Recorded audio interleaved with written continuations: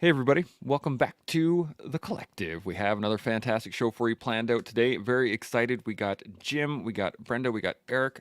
Very excited to have you guys on all together. We have been talking about hope all week, and I hope y'all are liking the show, hitting the subscribe button, hitting the notification bell, getting all that stuff done so that you get your emails in the morning whenever we go live, which is, of course, every day.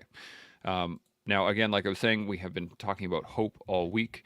Today, at the end of yesterday, we kind of finished with the fact that communication and being effective in that is really, really important in terms of building or derailing hope. So, I'm going to give a quick definition and then we'll dive into the conversation. So, what I pulled up here, excuse me, it states this: effective communication is more than just exchanging information. It involves understanding the emotions and intentions behind the information. It involves being in sync with your audience and being able to accept input, both verbal and nonverbal, while also expressing your thoughts and opinions in an inclusive way. To be effective, you need to listen in a way that gains the full meaning of what's being said and makes the other person feel heard and understood. Bam. So that's my quick definition on that, and I'm going to go around the table and see about getting what your guys' thoughts are. What would you consider effective communication? Eric, I'm going to start with you. What do you think? Yeah, I love that the definition focuses right away on the two-way street element. It's not so much what you say, these amazing words that sound so good, but you have to be in this space and place where someone is ready to receive it, and that could take priming, that could take another form of communication. So really plays into all elements to make sure that that message, whatever it is truly shared. Mm-hmm. Absolutely. Jim, what are your initial thoughts?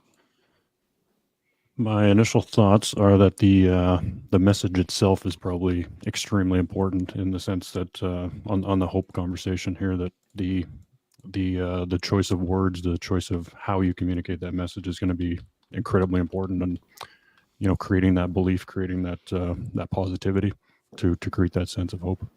Mm-hmm. Brenda, how about yourself? Initial thoughts? Yeah, I appreciate the definition because I think largely when we're communicating, the thing that resonated with me is being able to hear the message and understanding what your audience and who your audience is, and then, adapting your communication style to them. I think often what happens is that individuals hear to respond versus hear to really understand the messaging and the verbal and nonverbal cues that are happening. So the emotional intelligence component that's associated to it.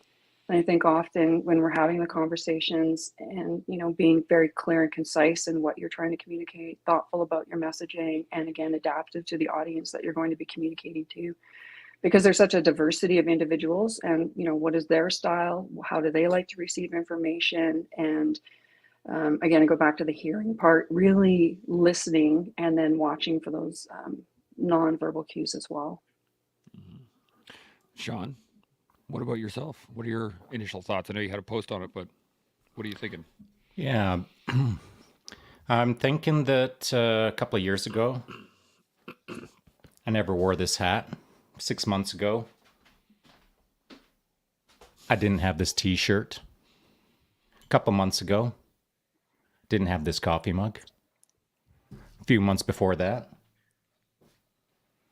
I didn't have this coffee mug. And without saying a word, I've already primed an audience. My audience in my live IG chat gets this. The audience over here gets this.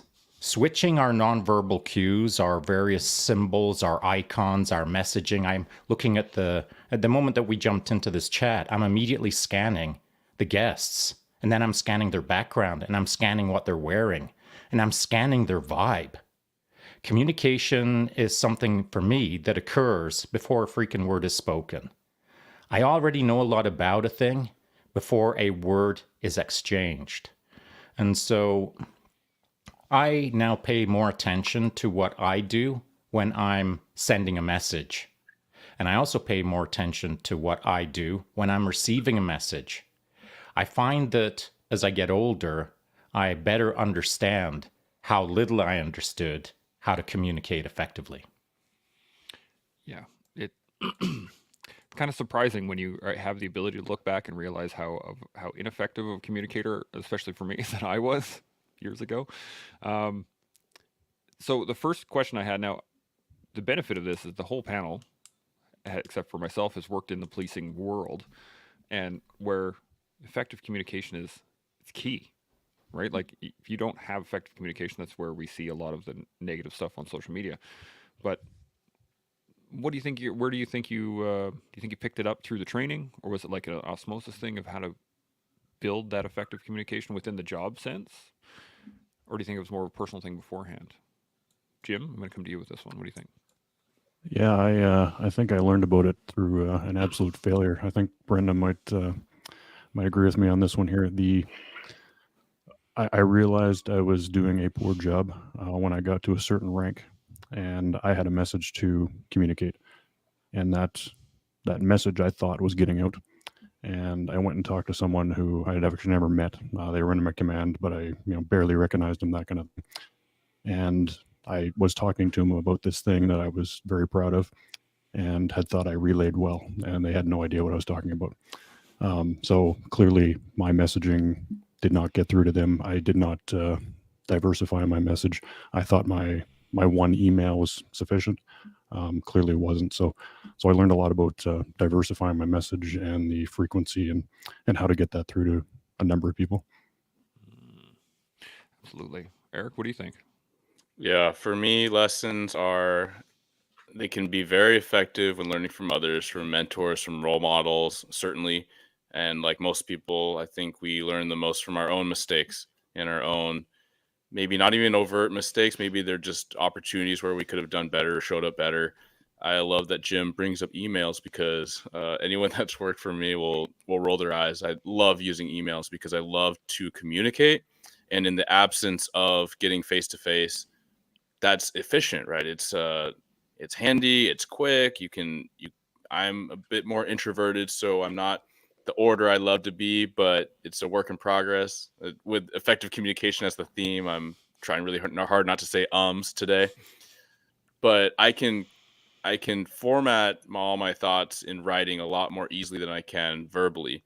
So it's a crutch, right? It's low hanging fruit. However, my lessons include that if I write one email to 150 people, those in my unit, those in my close group that see me day to day, hear my voice, see my face, are going to read it differently than someone that hasn't seen me in 2 weeks or hasn't worked directly with me in 6 months. And so it is a very double-edged sword that I am continually learning about. I had a little bit of that occur to me a couple weeks ago where my message was very well received from those that work closely with me, but those that do not read it with a totally different tone, with a very different misintent. That's one that I counted. Doing pretty good. Excuse me, Brenda, what do you think? I think for me, it's really understanding who I am and what I bring. So early on in my career, I incredibly introverted, and it was a struggle to effectively communicate. It's one thing when you're doing frontline policing and you're responding to a call for service. So you are relying on the training that you acquired through, the different courses and so forth. But then as you take on different roles in leadership or you're, eventually climbing up the ranks, if you will, I really needed to spend time taking additional courses and, short of Toastmasters, constantly pushing myself so that I felt more comfortable and confident in that communication. It's not that I didn't have the ability to do it. It's just that, I was very conscientious of what I was saying and how I was saying it, to the point where it was becoming a distraction for me. And so, even with the media training, I did quite a bit of media training early on in my career as well, so that I'd be a lot more comfortable, learn the nuances of when you're interacting with, whatever media outlet that you're communicating with, and then how to do that. And I think the other piece was failing forward, because that did happen. There were times when, you're sending an email message or a larger publication, and eventually you realize, oh, okay, that's not quite how that should have gone. And, you know, I was working with a lot of media specialists as well, communication specialists at different ranks within the organization in my former profession. And, you know, they had a very unique writing style. And so what I needed to do was to adapt that to my form of communication. And what I found is that I don't do well with prescribed speeches. I literally have to take that, summarize it, and then frankly put it into my own form of communication. And then there's an art to learning that as well. And I think, you know, the comments regarding emails, absolutely. Have I sent emails previously where I thought, oh my God, was I awake when I did that? Or, you know, I should really be very focused on what's the intent of the message. And those were very much the fail forward lessons that I acquired over time. And then to be able to spend time with different individuals and coach them and mentor as well and instill, you know, that confidence in them based upon my own learnings, but helping them learn, you know, what their preferred style of communication was as well. And I think, you know, growing up too, I grew up with a tremendous amount of elders. And so they're pretty quick to guide you if you're communicating ineffectively to them. And that's happening as recently as Tuesday. I was at an elder council meeting and something came up. And so I, you know, weighed into it respectfully, but, you know, you still kind of get that little bit of a chastised piece if you're not communicating the way they want you to be interacting with them. So again, I think it's, you know, the balance of what both, you know, everyone's spoken about today. Yeah, absolutely. Shaun, where are you coming out from this? Yeah, a couple of different things bubbled up as I was listening to the guests. Novel thoughts for me. Just, you know, I don't come into these things with pre-planned ideas. So it was what Eric was talking about initially, and how, you know, his low-hanging fruit is his ability to write well, and he does write well. In fact, that's how or why I started following Eric way back in the day. How long ago was it? I don't know, half a year or 3/4 of a year or something. But when I saw Eric's writing, I thought, now there's a thoughtful guy. I like the way he thinks. I like the way he writes. He's careful with his choice of how he's communicating across a thought. So I knew he was a good writer. I knew he was intellectual to some degree, but I'd never met him. But then we were on a podcast together for the first time here on The Collective, and I thought, he speaks well. He writes well, he speaks well, he thinks well, and he combines those things well together as a three-dimensional model. And that's when I really started liking Eric. I liked him for his writing, I liked him for his speaking, but I liked how he combined his communication skills. Just his most recent post that he put out there the other day. I mean, it's great writing. I think I dropped a comment on your post. It was legit. Thank you, and man. so, yeah, of course. And so, you know, I think the point I'm going to make is Eric's a cool guy, but I wouldn't know how cool he is unless he was using mixed media or mixed mediums of communication. It's one thing to send out an email. It's another thing to write a thoughtful post. It's another thing to text someone. It's another thing. You start stacking up some of these thoughtful moments, and it becomes a three-dimensional model of communication. And that's how I ascertain who the person is in front of me. If they're monosyllabic, if they speak in grunts, I'll figure out how to communicate with them. But it's my job right from the get-go to understand how well or how deep they think. And then I've got to match their velocity so that we're on the same two-way highway. We're talking about a two-way highway of communication. I throw it out there all the time.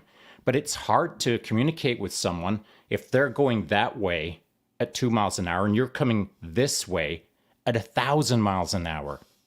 So you've got to match your velocities on the two-way highway of communication style. And in order to do that, in order to synchronize, you've got to spend time thinking about how to talk to the person in front of you instead of just talking. You've got to calibrate to them and then match your velocity to their, for lack of a better term, communication intellect, if that makes sense. The second thing that came up for me was Jim talking about how, you know, he learned how to do something better through someone giving him feedback. And my wife, when the mention of Toastmasters came up, I kind of smiled internally, of course, because I don't like smiling too much. So Toastmasters came up, And my wife did a bunch of Toastmaster stuff. She's a professional engineer. She runs a pile of meetings around the world. She does a lot of speaking to a lot of people every day. And so earlier in her career when we first met, so that'd be about 20 years ago, she had to deliver a bunch of speeches or a bunch of presentations or to senior executives around the world on a pretty regular basis. And it's not that she would be nervous, but she developed a routine. And that's what I want to focus on right now. She developed a routine where the night before she would have to give her presentations, she'd hit me up, but just like really on the low down. Not like, I need your help, because there's no way that conversation's ever going to happen. It was more on the low down, and it was more, hey, could you just listen to me give the presentation? And the reason that she would hit me up is because my presentation kind of goes like this. I only need my first 10 seconds or my first 15 seconds. And my first 10 or 15 is who, what, when, where, why, and how. And if I'm presenting to a group in front of me, it's a big auditorium, during that 15 seconds, I'll also explain where the fire exit is and where to go to the bathroom. So let's get all of the admin points out of the way. Once I've checked that box, then I just free flow. But that's me because I've been speaking for a long time to a lot of people. But that's not my wife. All of the formal training wouldn't get her to the ability to deliver like I deliver. And I can't deliver the way she delivers. It's our jobs to figure out who we are right now and how we best communicate. And then if we feel we need the help, you've got to look around for someone who does it maybe way differently so that you can try something new and stack it into what you're maybe not doing as well as you could. That raises a lot of really good points. And I'm going to bring this back to the panel here in a second. I just want to hit on this. If there are any, if the people watching, if you have any thoughts or comments, by all means, put them up in the comment section, kind of like this. Winterstorm, good morning, everyone, and to the current and past leaders that I've specifically looked up to and admire on this panel. There's another comment there, but I'm going to come back to that one. Brenda, what are your thoughts on what Shaun was just going over? I agree. I think that's imperative, frankly, in terms of, several things. So the forms of communication, again, whether that's written, whether it's verbal, summarizing all those things, and understanding what your strengths are. I fully agree with that. I think that, again, in terms of the preparation. So I'm one of those individuals that feels a lot more comfortable if I have an idea of what I'm going to be speaking to. I may take a few moments or longer, depending upon what it is and who I'm presenting to, size of the audience, and so forth.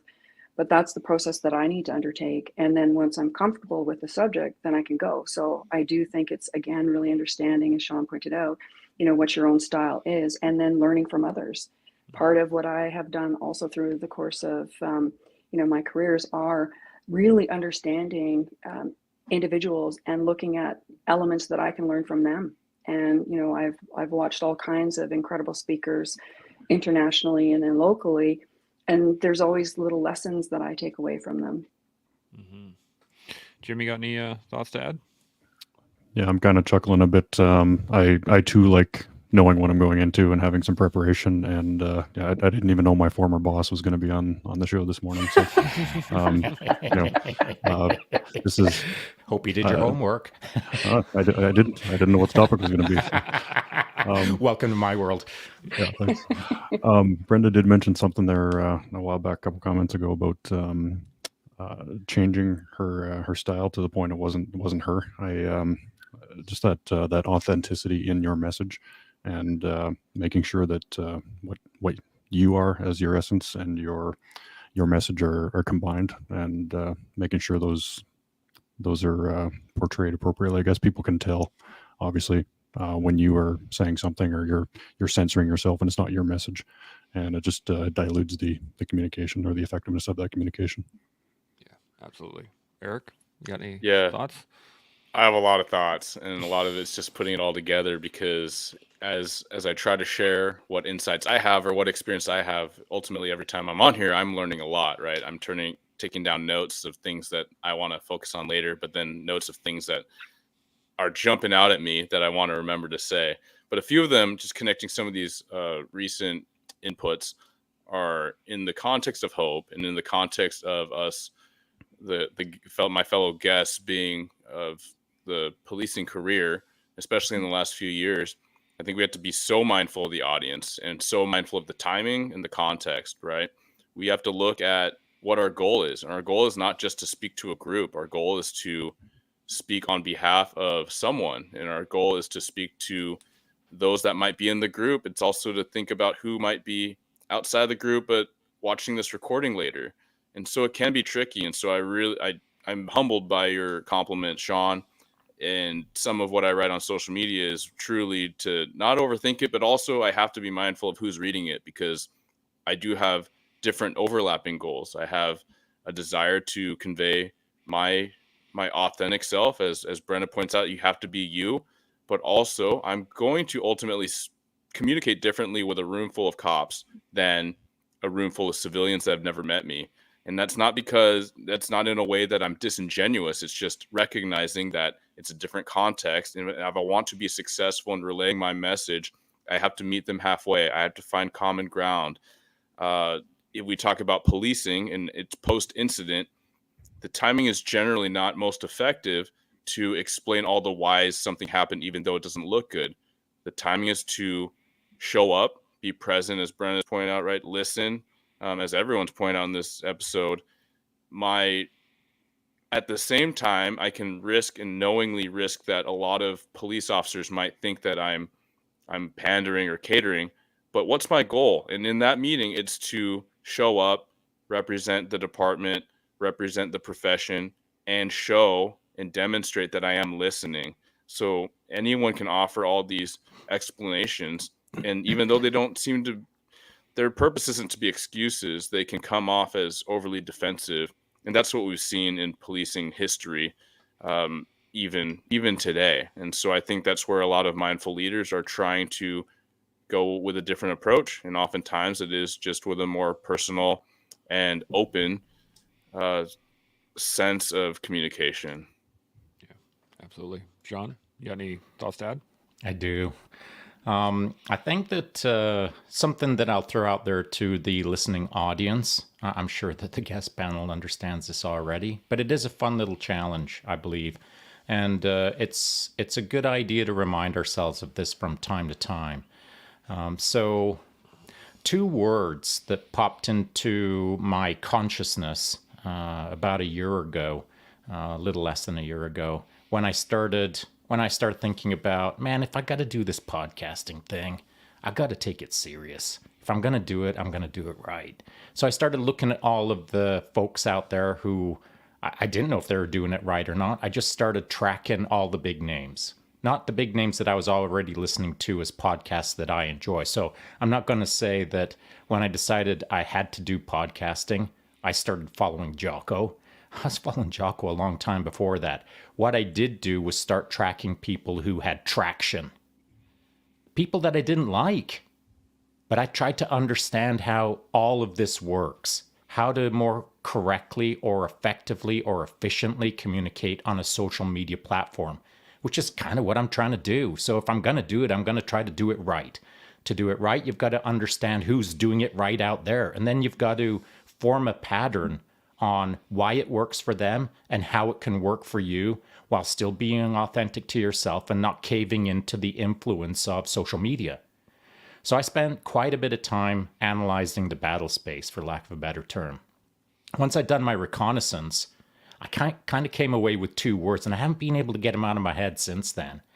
Every once in a while, they kind of flare up as like, oh, that's super important. I've really got to engage in that. And sometimes it kind of simmers down a little bit, and it's kind of in the back of my head, but I'm not hyper-focused on it. But these 2 words really work for me. And one of them is being athletic, and one of them is being artistic in your speech, because I'm a freak.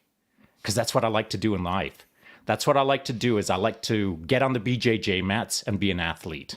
And I like to be artistic while I'm doing BJJ. When I'm on a bike, I like to be artistic and I like to be athletic. When I'm hitting a heavy bag, same. When I'm blah, blah, blah, same. Know who you are. Find your traits. And then incorporate them into your speech and start playing with it. My speech for a little while now, my tonality, my all of the things that are involved in speech, to include the pause, I am playing with as an artist and an athlete. Now, granted, I'm a rank amateur, but you've got to have goals in life. And you got to have goals in the thing that you're doing in the now. When you're in the now, you just can't like shrug your shoulders and hope that it's going to all play out to your benefit and everyone around you. You've got a freaking responsibility when you're communicating with another human being. If you want to play in your own time. But when you're playing with another human being, you got to kind of take it serious. It doesn't mean that it's got to be homework, but why not just try to communicate a little bit better? There's no harm in trying. And to try, you have to have a couple of words in your head, I think, to really kind of sink your teeth into how do I play in this moment? How do I get better at this communication? For me, it's athleticism and it's artistry, if that makes sense. I like where you're going with this. I think one of the biggest, at least the biggest thing I've seen out there is that people see barriers to communication rather than roads that they can take.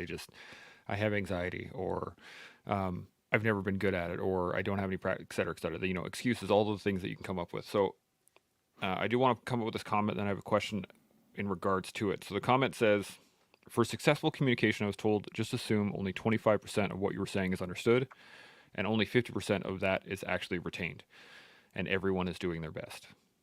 Now, I'm going to get you guys' thoughts on this, but also I want to ask this question for it. What do you guys think is the biggest barrier to communicating in general with other people? Because I think it plays into this quite a bit, and I'm going to start with Jim. What do you think? I'd say the biggest barrier is probably yourself, not taking the chance.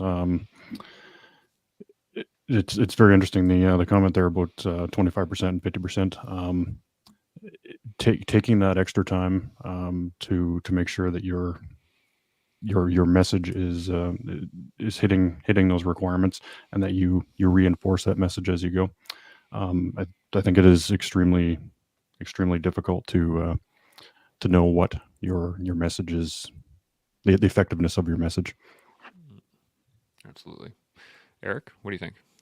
Yeah, when you asked that question, the first thought was expectations. I think when a team isn't gelling, when a partnership isn't working, it's because they haven't established the same expectations.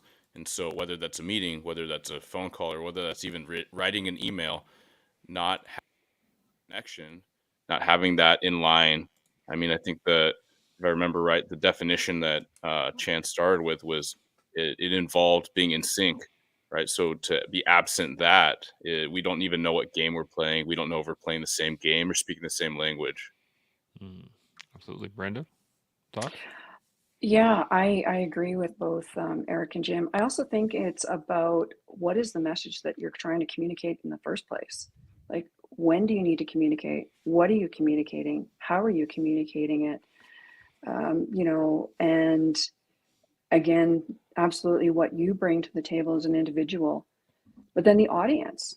So if your messaging isn't resonating, how come? Like, why isn't it resonating? And then again, the clarity and conciseness of it, because often, it's that balance of being too verbose, but still be able to get your message across in a clear, concise way without it being simplistic.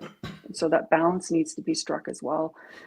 But going back to the barrier, I really think that, it's all those elements. And then, is it the proper form of communication as well? That's a good question. Shaun, where are you going with this? Yeah. This coffee is delicious. It's called a pattern interrupt. And that's what you have to do sometimes. You've got to interrupt the communication style that you've used in the past with the person that's in front of you and with yourself. You've got to try new things. You have to be playful. If you are, let's use the numbers that are there, 25% are going to understand. It's your job to increase those percentages by not doing your same old. A pattern interrupt. There'll be people out here that will wonder, what's he talking about his coffee? They're still chewing on that. That's a pattern interrupt, man. Whatever it takes to make someone step out of their, I don't want to say sleepiness, but not paying attention to the moment. When someone is speaking to you, that's the opportunity to learn. When someone is speaking to you, that's your opportunity to learn about yourself. These moments are all opportunities. But when we're bored or tired or distracted or staring at the ceiling or whatever the case is, if I see that, it's my job to get in front of it and fix it, not let it continue into a spiral of now only 10% understand what I'm putting across. I have to read the audience. You have to read the room. Whether the room only has one person in it or 1,000 people in it, it's your job to understand what the average state is out there and then deliver to that average while pattern interrupting on either side of it. We'll call it plus or minus 20%, and hit as much of that audience as you can. And then at some point throw out a couple of zingers to kind of touch the outliers, but plant those seeds. You've got to lay something into someone's mind so that even if they only traction on it for 10 seconds, like if I yell at a guy in the corner and say, "You, what's going on over there?" Nice work. He's remembering that or she's remembering that for the rest of the day. And I'm not going to say I don't care what they think about after that. What I do care is that they start thinking. So you've got to pattern interrupt. You've got to plant seeds. To read the room, you've got to have been in a few rooms. And once you have been in enough rooms to read a room well, it's your job to deliver appropriately in two aspects. One for the audience and one for the audience. And what I mean by that is you're trying to get something across, but you're also trying to teach. Teach how it's done. Teach how audiences are supposed to interact. Teach how you're supposed to interact with audience. Teach how to communicate, not just as a communicator, but as an example on how to communicate. Yeah, absolutely. Jim, you look like you're stewing on something. What do you got? Yeah, just the I guess this platform is a perfect demonstration of that. I watch the comments, I check out some of the people that are following you guys, and the audience here is incredibly diverse with a ton of background and experience, and it's interesting. Shaun, you mentioned going on either side of that message. That's incredibly tough to do when you have such a diverse audience. You almost have to go 50% either way to hit those edges. But interesting analogy. I like that. Mm-hmm. Brenda, I saw you stewing on something there too. What do you got? Yeah, no, it's like I was going back to some of the conversation when Shaun was mentioning the athleticism. I remember early on the verbal judo and being, taught those skills. But it's like anything, it's one thing to learn it. It's another thing to actually implement it and practice it. And I think, the style of communication, whatever works best for yourself, the nuances, the intentional pauses, the disruptions, captivating the audience, making sure that your message is clearly understood and, based upon whatever that circumstance is, whether it's a large auditorium, whether it's an individual one-on-one, it's all of those elements. And I think that's the complexity of it.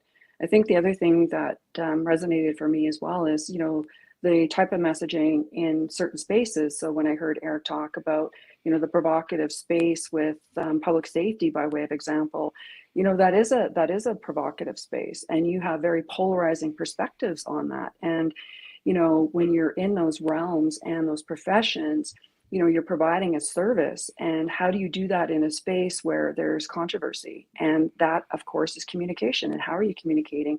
Are you communicating directly after a major incident, or are you resonating that calm for for all the individuals that you're working with, right? Because there's an expectation of that as well. So you have a very provocative situation that occurs, but what and how are you communicating so that you have that sense of calm as well? So I found all those elements fascinating, and I love my coffee's great. It's stuck. There you go. Being a Right coffee there. kind of person. There you go. I like it. Eric, you got any thoughts? Yeah, just dovetailing off of those two. And in the space, this is even rewinding back a little bit to Shaun and pointing out all his awesome attire. I feel like very, very plain, but there's probably an intent wearing all the black plain stuff Yeah. right now. Shaun's got cool stuff. That's what he communicated. But yeah, I recognize that, I'm in a recruiting space, and generally we intend to dress casually. When doing a background interview, for a background investigator, there is some ideology that you should dress as plainly as you can, so you soften the room, right? You don't have someone feel intimidated like they're talking to the police that's interrogating them. You can wear a casual polo shirt and slump back in your chair and have someone open up to you a lot more easily. So these are things that we can recognize. I can recognize that someone might take my communication differently if I'm in my traditional uniform or if I'm wearing a polo shirt with a badge and a vest. It just might generate a different vibe. But I've also recognized that for myself, I feel different and I present differently if I'm wearing my full official uniform. I have this persona that's attached. I have a certain swagger that's attached at times. But I also have a stronger ability to empathize and connect when I'm not wearing that. And some of those are personal things. I know that they can be trends for police, but these are worth paying attention to when we're going into that community meeting or we're going to address a family that's mourning the loss, to a victim of a violent crime, and how we show up and what our goal is and what our intent is. In all these conversations, I'm curious, this is popping in my mind continuously with all the different feedback, but radical candor, is anyone else familiar with Kim Scott? Yeah, so if you're listening in, please look that up.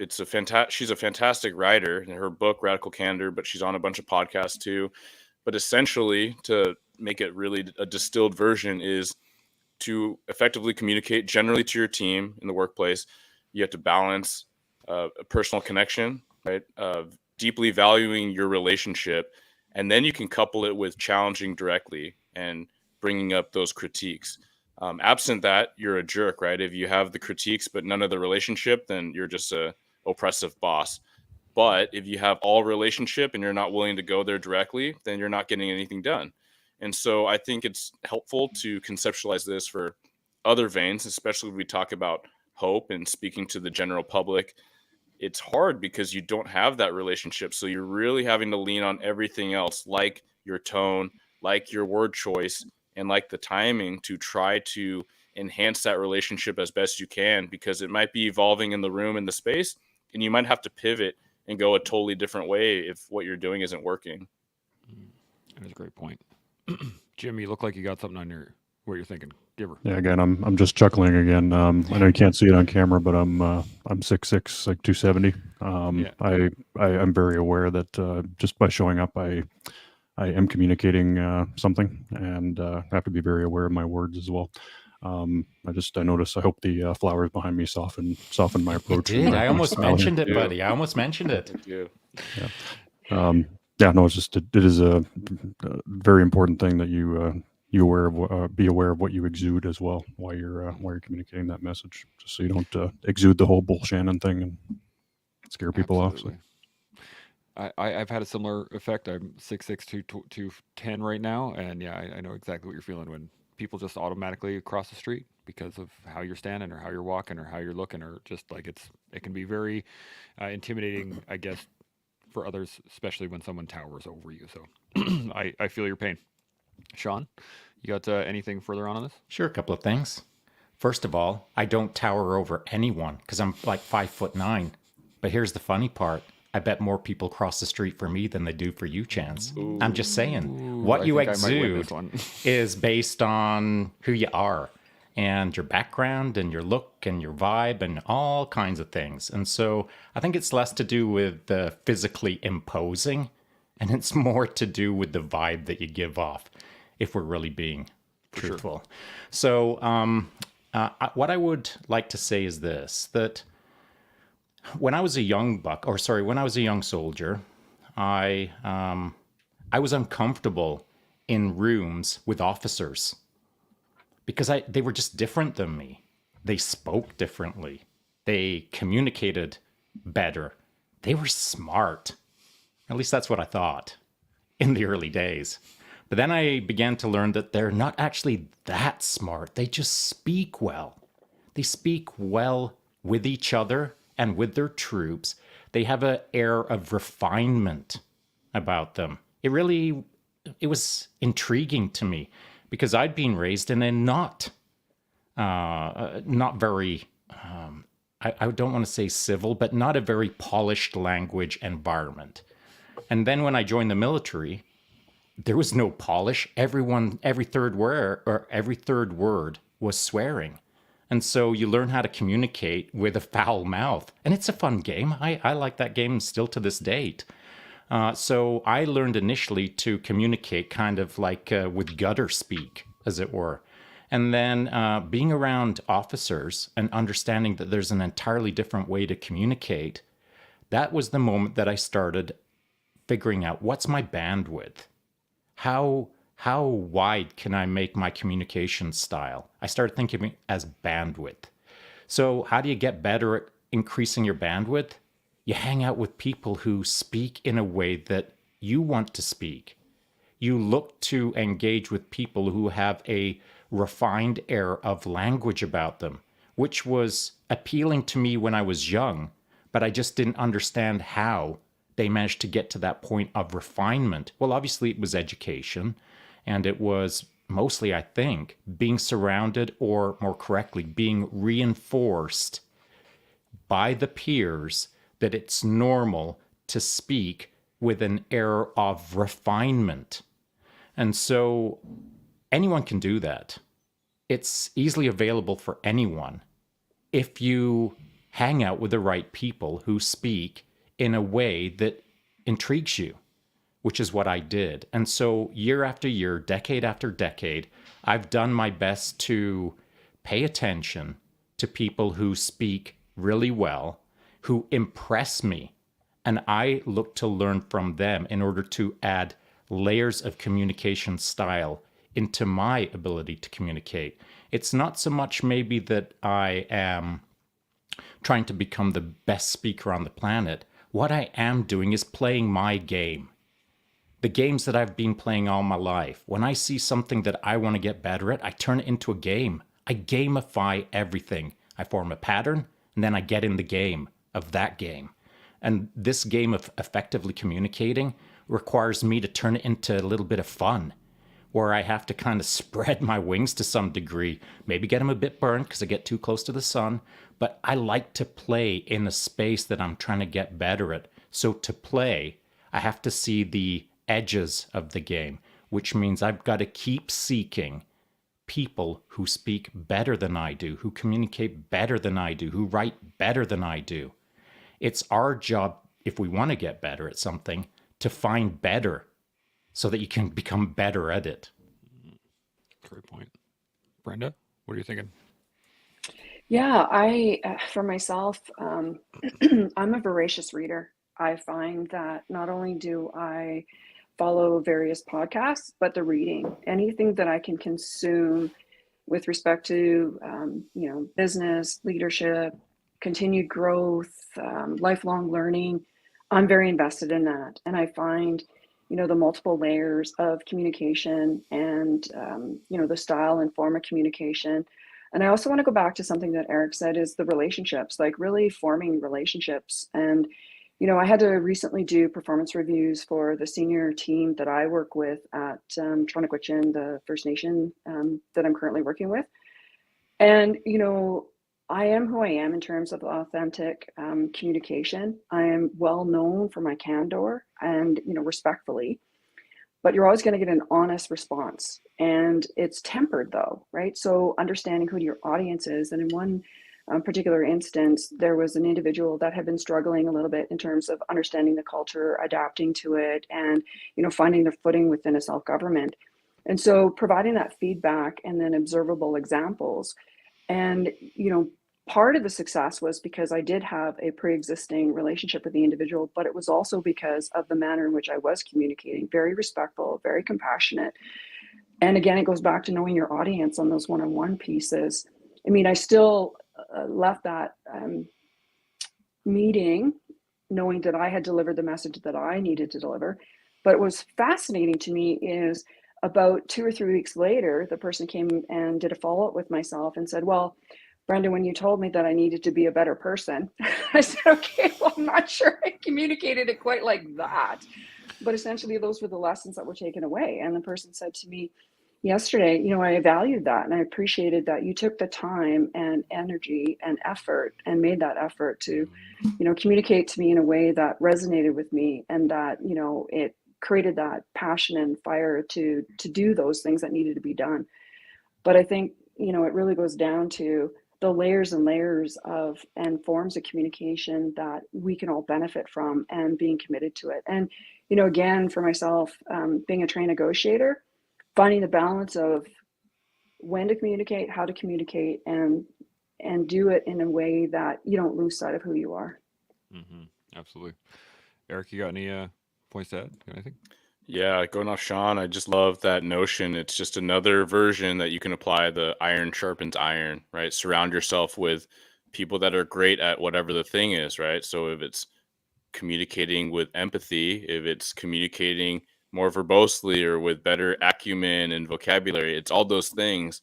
But I love the notion that I heard a long time ago. I think it was Tim Ferriss, but it was his idea that you can have these mentors, you can have these role models, or this circle of people that aren't even people that day to day, right? We have this amazing capability with technology that I'm talking to 4 leaders over the border, and I'm not that far away in the upper left USA, but for other people, yeah, they're different time zones, and they're in the South End, and they're across the globe. But you can really find these people, these examples that resonate with you, and they can be your mentors. And even if they're alive or dead, and if you're just listening to their podcast or their celebrity inputs, it's all things that you can roll into your circle that you absorb from. Absolutely. Jim, got any points to add? Yeah, just building on that, I found myself doing something this morning. I was listening to some podcasts, just getting in the mood for this thing, and I found myself, I know these podcasts, I know their styles. I've learned what the good is. I switched over immediately to some bad podcasts to try and find my own edges of things that I'm replicating in the negative, and expanding my own edges to the other side this morning. So. It's a practice skill too, right? Like, it's not something that you're just gonna absorb overnight. You got to work on these things regularly to get good at it. Now, Brenda, you had mentioned something that kind of touched in my head. It was, I am who I am, and I've heard this from many very ineffective communicators of just, Yeah. well, it's just me. If you don't like it, deal, right?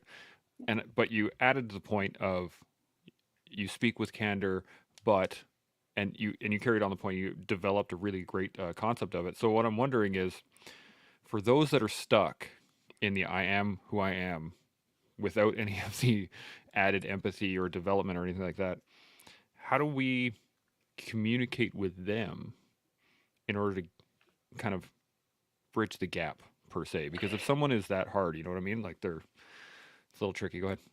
Yeah, no. And for myself, when I made that statement, what I mean is in terms of really clearly understanding who you are as an individual. And I don't mean that in a sense that I'm, unwilling to adapt the communication style. I think it just goes back to, my original comments of, are you an authentic communicator? Like, what is your form of and style of communication? And so, for those that are stuck, and, I think we have all had experiences where we've interacted with audiences or individuals where, they're very positional. And, again, it's the subtlety of figuring out, what needs to be stated so that you can still get your message across. And sometimes you do have to adapt it to that type of an audience. And, but nudge them, right? Like, I think you still need to be provocative in the sense, respectfully, but you need to nudge them so that, you are able to get your message. And I think about an instance, it was regarding, a fairly provocative decision that had to be made. And I knew that it was not going to land well. That was pretty clear. But what I had to ask myself was, do I believe in this? The decision's made. I'm going to have to communicate regarding it, but do I believe in it? And, settling in a position where okay, there's an acceptance, but how do we make the best of the situation? And so when you're communicating to an audience that are sitting there and, you know, their arms are crossed and you can read the body language that, oh yeah, here's another white shirt, if you will, that's come into the room, an officer, and they're just going to come out with this political response, you know, grounding myself in who I am as an individual, that you're always going to get an open, honest, transparent, and forthright message, but doing it in a way that, again, is respectful, and that, you know, you can communicate that to a large audience or an individual that's sitting there with that type of body language to say, look, I understand you have a perspective. I understand you may not agree with me. You don't have to. But these are the things that we need to do in order to move this forward and, you know, acquire our objectives. So I think it's the art of communication. I find it really fascinating. Absolutely. Jim, you got any thoughts on that? Yeah, that art is incredibly important. I've been in the room where Brenda walks in, and Brenda, you have a presence about you. Everybody knows that you have something to say, and they're listening. But you've always cultivated that art, in my opinion, and you have demonstrated even during those hard conversations that you have honesty and that you've always cared. So that art has been cultivated in you, I think, and you're a good example of having a difficult thing to communicate, but also maintaining your authentic presence. Mm-hmm. Eric, any thoughts? Thank you. Yeah, it's just, I suppose, wrapping it together for me, communicating and hope. I was on a podcast called On Being a Police Officer, and the interviewer, Abby, I won't say confronting, and that's probably not the best word, but here we are communicating that, confronted me with a label that she thought I was a relentless optimist.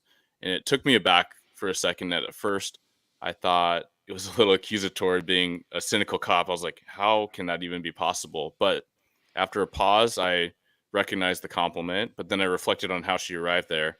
And it was through a lot of my social media, and it was through a lot of my writing and speaking and the tone I tried to use. Yeah, at times I'm very frustrated with things. At times I'm very cynical about things, but it goes back to the intent of our communication. And if we want to be hopeful in our communication, if we want our communication and our interactions to be breeding positivity, then it takes a lot of work. And so I really appreciated the feedback, but it was more of a reflection that I share with others that, hey, it has to be a lot of intention and a lot of attention towards this goal to make sure you're actually moving the needle that way. Yeah, absolutely. Shaun, you got some thoughts? I do. I think, and precisely along the same trajectory as we're discussing right now, it does come down to your intentions, but you got to understand clearly what your intent is. I mean, you can't go into things half-baked, thinking that, yeah, I got a pretty good sense of where I'm going to take this today, or I got a pretty good sense of my messaging. I nailed it while I was having my coffee this morning. I'm really clear on where this is going to go. You kind of got to live it. These kind of things cannot be shifting day to day. I got to go talk to someone. I got to go talk to a group. I'm going to flip my chameleon script. I'm going to put on my disguise. You kind of got to be who you are. And who you are is based on what you've done time and time and time again as a predictable, reliable, consistent pattern. When you walk into the room, when Brenda walks into that room, the people in that room know what's up because they know her pattern. The moment that you start flippity-flopping, you become an unreliable communicator. So you've got to Eric's point, you've got to be authentic. Now, when someone challenges us and it doesn't make sense to us, like, how did you get that read on me? Well, you know your authentic self, but it should be a curiosity, just as it was to Eric. And I really dig that he reflected on it. It should be a curiosity as to why that person is getting a read on you in a different way. Perhaps because they don't know you very well, or perhaps they aren't ready to think about things at a deeper level as you have. And so that's a great opportunity for us to not like sit down and lecture someone on how to listen better or think deeper or any of that stuff. It's our opportunity to carefully and craftily and athletically and artistically help someone think about life in a different way. plant a new seed in their mind that they can maybe germinate with or without conscious thought. So that's our job. No matter what level of leadership we're at, it's our job to be who we are and then deliver to the audience in front of us. And so Brenda had said that she's known for her candor to some degree. Well, I'm kind of known for my candor plus plus. and I don't water it down. And I think that's a really important point, because I'm not saying that my way is better than Brenda's way. I'm just saying that there are ways. There are ways for every single leader out there to communicate. Not all of us need to synchronize into candor minus. There should be all kinds of levels of candor out there, because what will work for Brenda won't work for me, or won't work for another person, or won't work for that person down the hallway. If there's enough leaders out there who have different communication styles that are candorish or not, at least we'll cover a pile of people who will synchronize with a bunch of different leaders, rather than all of us sitting down and agreeing that there's only one way to communicate. It's the way, and you'll all adopt it. And now you're only hitting that 25% of the room. Yeah. I was just thinking there can only be one way to skin a cat, right? That's right. One. Yeah. It's interesting. I'm going to get some final thoughts here in a minute, but I just have a quick story and a comment here. Winterstorm jumps in and he says, "I'm just telling it like it is." The worst line for communicating, 100%. It goes back to, my story goes back to the fact that you guys were talking about knowing who you are and acting in accordance with that, because for the longest time, I thought I was an antisocial person. I actually, on a regular basis, I don't like talking to people. I don't like being around people. Don't like this at all. I'm not that type of person. And my wife one day hit me with, "You do know you're a social butterfly, right?" And I was like, "What? No, I'm not. No." And she's like, "Yes, 100% you are. Because anytime you see somebody with either a veteran vest on, or a veteran plate in a car, or anybody that looks even remotely like a veteran, you're usually striking up a conversation in that instant." I'm like, wait a second, do I? Maybe I do. And I had to reflect on it. And once I accepted the fact that I actually enjoy talking to people and actually enjoy being social, I enjoy being involved in conversations like these, that allowed me to become a better communicator, because then I was actually acting as per who I was, rather than trying to not be who I was. I think it's just such an important a point on that. Now, we are running short on time. I got one more comment here, and then I'll do some final thoughts. KH jumps in with, "Whether it's reading a book, reading a man, or reading a room, the details are in between the lines." That's good. That's a great point. It's I true. like it.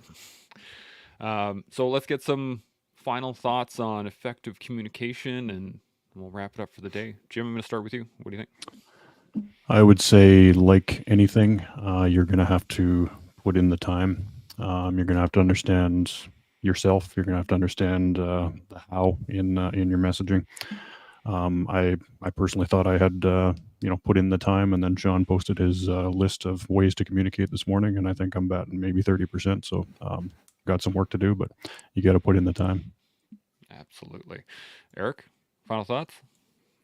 Yeah, going off of that and a lot of points throughout the whole discussion, what is our own self-communication, right? What are we reflecting with ourselves? What is our self-talk, positive, negative, and where are we going? So what's our objective? So in the context of Hope Week, it starts there. Yeah, absolutely. Brenda, final thoughts? Yeah, I appreciate the introspection portion, because I think that, if you're confident and not, it's confidence, not arrogance, but it's, building that confidence by practicing. And I've said, in a previous podcast, doing something once a day that scares you. So for myself, in learning the different types of communication styles and so forth, it is about doing something that you're a little bit uncomfortable with and putting yourself out there. And yeah, you're going to fall on your face. Okay, so be it. But what did you learn? I love the curiosity piece and being curious about others. And, again, not so much influencing as it is really practicing and, not overstating that, but definitely the practice, and I go back to the art of it because there's so many subtleties and complexities to it. So Absolutely. Shaun, final thoughts? Yeah. Anything that I do, I like to do well. Anything that I give my time to, our only resource, by the way, such a precious resource. If I'm giving my time to it, I want to do well at it. Not win at it, but do my best in it. Because I've only got so much time. So every time I'm speaking with someone, I'm kind of doing my best to get better at it. For them, for me, for the future, for the game that I'm playing. Because again, if I'm going to do something, I want to be good at it. And where's the harm in that? Where's the harm in trying to be better? We can spend, I got buddies who spend a lot of time getting better in a CQB, or getting better in the weight room, or getting better in the middle of a river fly fishing. Their hobbies, their pastimes, their jobs, their lives, their families, they'll get better at all of that. But communicating somehow seems to be just a thing we're born with and then we don't work on. It's something that is considered maybe as it's a gift that you just use to go through life and you never have to get better at it. It's just what you do. You just talk. But there's levels to the game. And if you want to get good at CQB, you put in the grind. If you want to get better at speaking, you've got to put in the grind. And what's the grind? Go out on the interwebs. Start following people who speak really well, who communicate effectively, and not just speak, write, and draw, and dance, and fly. All of the forms of human expression. They're all means of communication, and it's our job to try to do better the way that we represent how we communicate. Absolutely. YouTube is a heck of a resource too. If you want to learn anything, it's on YouTube. I can guarantee you. There's all kinds of classes for all kinds of things. And I do really want to just say thank you guys so much for the convo. This has been fantastic. Brenda, Eric, Jim, you guys are fantastic. Always good having you guys on and being able to chat. It's just awesome. To all the people watching, really do appreciate it. Make sure you guys keep commenting on stuff. We do read them all and do enjoy all of the feedback we get. So, as we all learn how we personally communicate, which allows us to build the skill sets to grow into a effective communicator. And you can do that with us every day here on The Collective. We'll see you all tomorrow. Chimo. Chimo.